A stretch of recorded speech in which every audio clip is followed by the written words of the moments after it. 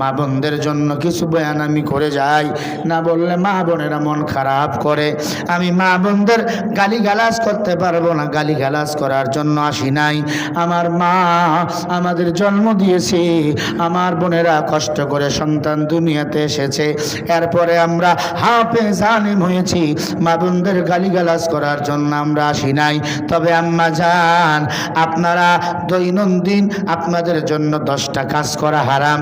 1 নম্বরে আপনারা আযান দিতে পারবেন না, 2 নম্বরে আকামত দিতে পারবেন না, 3 নম্বরে ইমামতি করতে পারবেন না, 4 নম্বরে স্বামীর সম্পদ স্বামীকে না বলে বাবার বাড়ি নিয়ে যাওয়া যাবে না, 5 নম্বরে নিজের স্থানের দুধ স্বামীকে না বলে অন্য সন্তানকে পান করাতে পারবে না।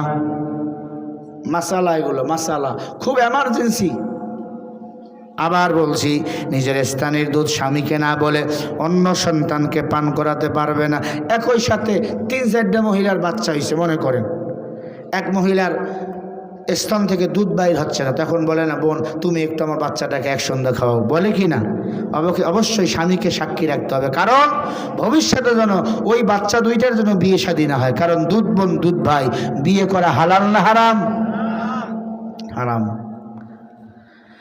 1 নম্বরে আমার মায়েরা আযান দিতে পারবে না, 2 নম্বরে আকামত দিতে পারবে না, ইমামতি করতে পারবে না, কিন্তু প্রধানমন্ত্রী হতে পারবে।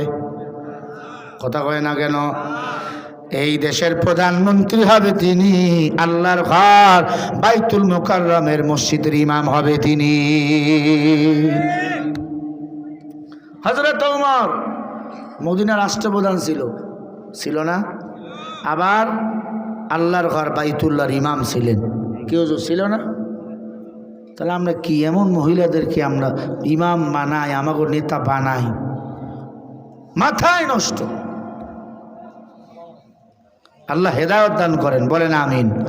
1 নম্বরে মেয়েরা আযান দিতে পারবে না, আকামত দিতে পারবে না, ইমামতি করতে পারবে না, স্বামীর সম্পদ স্বামীকে না বলে বাবার বাড়ি নিয়ে যেতে পারবে না। 5 নম্বরে আমার বোনেরা ভালো করে খেয়াল করবেন, নিজের স্থানের দুধ স্বামীকে না বলে অন্য সন্তানকে পান করাতে পারবেন না। 6 নম্বরে রকসুন কালিয়াদাইহি, হাতের কবজি পর্যন্ত ব্লাউজের হাতার ঝুল করা লাগবে। 7 নম্বরে হাতের মধ্যে ছুরি পরবেন একটা, ঘরের বাইরে যখন যাবেন তখন ছুরি পরা লাগবে একটা। 5-7টা ছুরি পরে বাইরে যাইতেছেন, হাঁটতেছেন, ছুরির আওয়াজ যদি বেগানা পুরুষের কানে যায়, কবিরা গুনাহ আপনার আমলনামায় লেখা হবে। 8 নম্বরে মুকমাতাল ফিনানুয়ানুহু, মাথা থেকে পায়ের তালু পর্যন্ত ঢেকে রাখতে হবে। 9 নম্বরে কিসবাতান ফিসাদিন, মানে বক্ষ স্থান বুক মোটা কাপড় দিয়ে ঢেকে রাখতে হবে। 10 নম্বরে হলো তাওয়ালাতুন তিসা, তাওয়ালাতুন মানে গোতাম, তিসা মানে নয়। মায়েরা যখন ব্লাউজ বানাবে অবশ্যই ব্লাউজের গোতাম হবে 9টা। কয়টা? 9টা ব্লাউজের গুতাম হতে হবে অবশ্যই। 9টা যদি কোনো ব্লাউজের গুতাম হয়, ওই মায়ের অঙ্গ প্রত্যঙ্গ কোনো বেগানা শরীর দেখতে পারবে? এখন 9টা গুতামওয়ালা ব্লাউজ নাই, 2-3টা গুতাম দিয়ে ব্লাউজ বানায়, পিছনে একবারে খালি, মনে হচ্ছে বল খেলার মাঠ।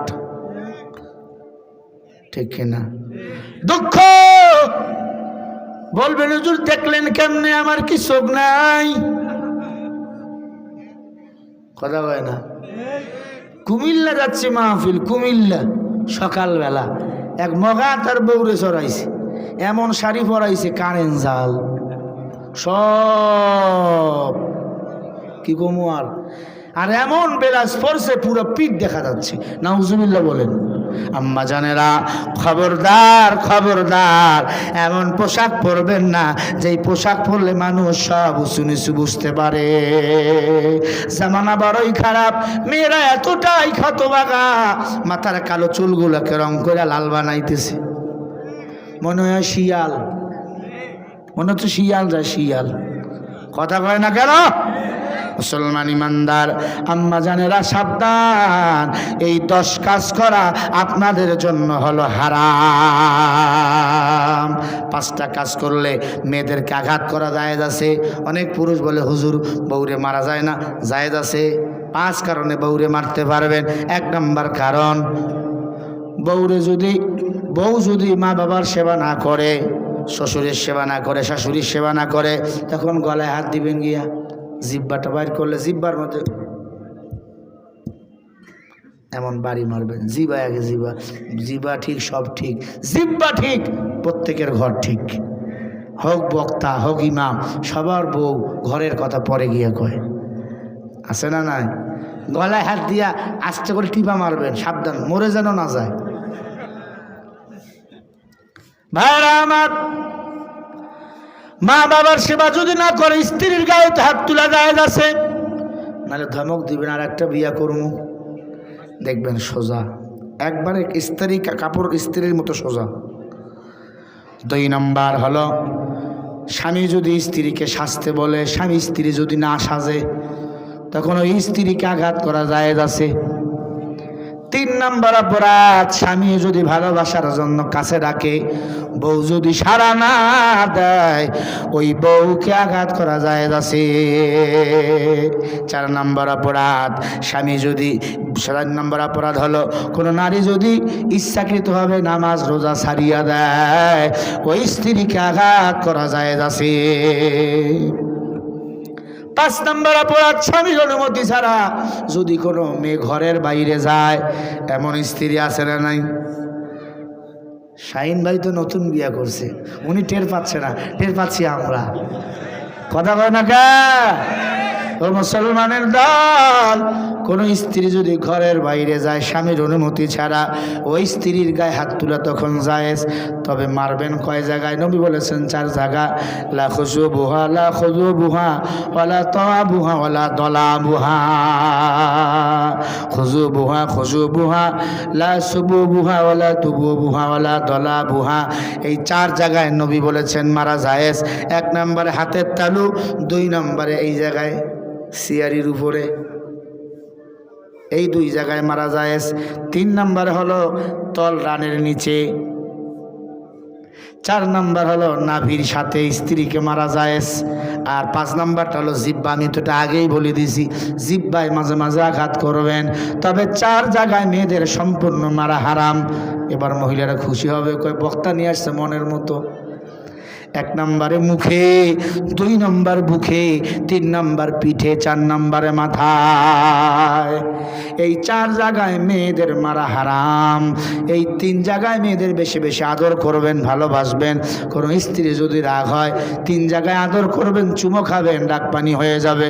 1 নম্বরে কপালের মাঝখানে যেখানে সেজদা দেয়, এই জায়গায় স্ত্রীকে চুমা খাবেন। 2 নম্বরে গালে চুমা খাবেন, নিচের ঠোঁটে চুমা খাবেন।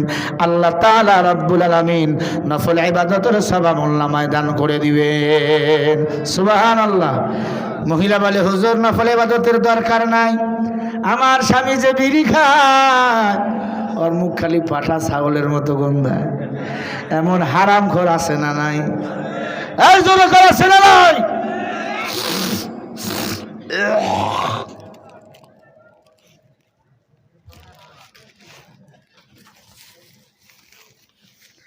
মুসলমানের ছেলে মুখে গুল দিয়ে ঘুমায়, বউ সারাদিন ঘুতায়, সাহেব ঘুমায় থাকবি, ও গুল দিছে, কথা হয় না গায়ে, গুল দেয় মুখে গুল। চাষা আছে না নাই? কথা কয় না, চাষা একবারে বুঝে আছে, সব মহামারী হয়ে যায়, কথা কমু না আমি। এমন লোক আছে না নাই? আল্লাহ আমাকে হেদায়েত দান করেন, জোরে কোন আমিন। রাগ করতেছেন ভাইরা আমার? তাহলে স্ত্রীকে কয় জায়গায় মারা হারাম? হ্যাঁ, আগামীকাল কইব আজকে আমাকে ফাটাফাটি, কি ওই ওয়াজ কয় মনে নাই তো। 4 জায়গায় মারা হারাম। 1 নম্বর মুখে, 2 নম্বর বুকে, 3 নম্বর পিঠে, 4 নম্বরে মাথায়। এই 4 জায়গায় মেয়েদের সম্পূর্ণরূপে মারা হারাম। ওরে আল্লাহর বান্দারা, ও মা বোনেরা, তবে 7টা কাজ করিয়া যদি মরিয়া যাও, ইহুদি নারীর সাথে সরাসরি জাহান্নামে যেতে হবে। জোরে বলেন, কাজ হলো কয়টা? আরো জোরে। 1 নম্বরে হলো আন্নানা। অনেক মেয়ে আছে স্বামীকে কথায় কথায় কয়, যা কামাই করবা সব আমার। আছে না নাই? সব আমার মার দিতে দেয় না, বাপ দিতে দেয় না। 2 নম্বর হলো মান্নানা, কথায় কথায় খালি খোটা দেয়, খোটা দেয়, খোটা দেয়। তোমার কি আছে? আমার বাবারে আছে, সে আছে। আমার বাবা বড় বক্তা, আমার বাবা বড় ইমাম সাহেব, আমার বাবা টাকাওয়ালা পয়সাওয়ালা। খোটা দানকারী মহিলা কখনো আল্লাহর জান্নাত যেতে পারবে না। 3 নম্বর হলো হান্নানা। হান্নানা ওই মহিলা কথায় কথায় নিজের রূপ পরিবর্তন করে, রূপ পরিবর্তন করে, রূপ পরিবর্তন করে। আছে না নাই? রূপ পরিবর্তন করে। পান থেকে চুন খসে গেলেই কয় তোরে বিয়া করে জীবন শেষ। এমন স্ত্রী নাই? 4 নম্বরে হলো কান্নানা। কান্নানা ওই নারীকে বলা হয় স্বামীর সম্পদ বাবার বাড়ি নিয়ে যেতে পছন্দ করে। এমন স্ত্রী আছে না নাই? খবরদার, তোমার সতীত্ব হেফাজত করাও যেমন ফরজ, স্বামীর সম্পদ হেফাজত করাও তেমন ফরজ। 5 নম্বরে হলো হাদ্দাকা। হাদ্দাকা ওই নারীকে বলা হয় স্বামীর সেবা করে না, স্বামীর কাছ থেকে উল্টা সেবা নেয়। আছে না? একটু কিছু হলেই কাঁপতেছে, মনে হয় জ্বর চলে আইছে। স্বামীরে কয় ভাত দিয়া খাও, শরীরটা ভালো না, মাথায় পানি দিয়া লাও, মাথায় একটু মালিশ করে দাও। হাদ্দাকা ওই নারীকে বলা হয়। 6 নম্বরে হলো হাদ্দাসা। হাদ্দাকা হাদ্দাসা। হাদ্দাসা ওই নারীকে বলা হয় যেই নারী নারী হইয়া পুরুষের মতো নিজেকে গঠন করে, পুরুষের মতো চলাফেরা করে। 7 নম্বরে হলো বাররাকা। ওই নারীকে বলা হয় স্বামী যদি গায়ে হাত তোলে, স্বামীর গায়ে হাত তোলে। এমন বউ বলেন আছে না নাই? স্ত্রী হইয়া স্বামীর গায়ে যদি কোনো বউ হাত তোলে, ওই বউ আল্লাহ নবী বলেছেন কিয়ামত পর্যন্ত আল্লাহর জান্নাতে যেতে পারবে না। বউ হইয়া স্বামীকে মারে, এমন বউ কার কার আছে? হাত দেখান। ওমা, সব আল্লাহর ওলি। তাহলে যুদ্ধ লাগে কেন? কেউ বলবেন না লজ্জা লাগে? না না, আমি না জানলেও আল্লাহ কিন্তু জানে। আম্মা জান হেদায়েতের জন্য ওয়াজ মানে উপদেশ, এমন কিছু বয়ান করে গেলাম, তুমি আমি মুসলমান কিয়ামতের ময়দানে আল্লাহর দরবারে যেন দাঁড়িয়ে বলতে পারি, আল্লাহ আমি মুসলমান, আমি যে কাজগুলো করেছি এই কাজগুলোর দ্বারা তুমি আমাকে জান্নাত দিয়া দাও, কিন্তু তুমি এমন কাজ করবা না যেই কাজের পরিণাম তোমাকে আমাকে জাহান্নামে যেতে হয়। ওয়ামান আহসানু কাওলাম মিম্মান দাআ ইলাল্লাহ ওয়া আমিলা সালিহান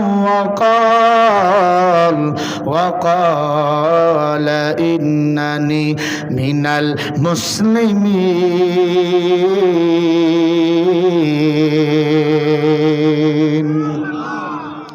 তার চেয়ে ভালো কথা, উত্তম কথা কার হতে পারে? যে নিজে আমি আল্লাহকে ডাকে, মানুষকে আমি আল্লাহর দিকে ডাকে, ও আমিলা সালিহা, বেশি বেশি না আমল করে, ক্বালা ইন্নানি মিনাল মুসলিমিন, আর নিজেকে পরিচয় দেয় আমরা একজন মুসলমান।